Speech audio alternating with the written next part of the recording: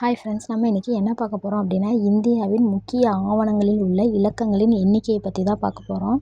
வாங்க பார்க்கலாம். First one பார்த்தீங்க அப்படின்னா, ஆதார் அட்டையில் எத்தனை இலக்கம் இருக்குது அப்படின்னா 12 இலக்கம். அதுக்கடுத்து பார்த்தீங்கன்னா, பான் கார்டில் எத்தனை இலக்கம் இருக்குன்னா 10 எழுத்து. அதுக்கப்புறம் பார்த்தீங்கன்னா, பாஸ்போர்ட் எண்ணில் வந்து எத்தனை இருக்குது அப்படின்னா 8 எழுத்து. அதுக்கப்புறம் பார்த்தீங்க அப்படின்னா, வாக்காளர் ஐடியில் வந்து எத்தனை எழுத்து இருக்குன்னா 10 எழுத்து. அதுக்கப்புறம் பார்த்தீங்கன்னா, ஐஎஃப்எஸ்சி குறியீடு வந்து 11 எழுத்து. அதுக்கப்புறம் பார்த்தீங்க அப்படின்னா, எம்ஐசிஆர் குறியீடு வந்து 9 இலக்கம். அதுக்கப்புறம் பார்த்தீங்க அப்படின்னா, ஜிஎஸ்டி எண் வந்து 15 இலக்கம்.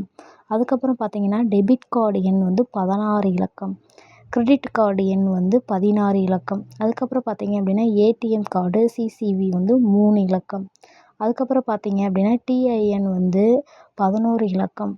அதுக்கப்புறம் பார்த்தீங்க அப்படின்னா, எம்எஸ்எம்இ பதிவெண் வந்து 19 எழுத்து.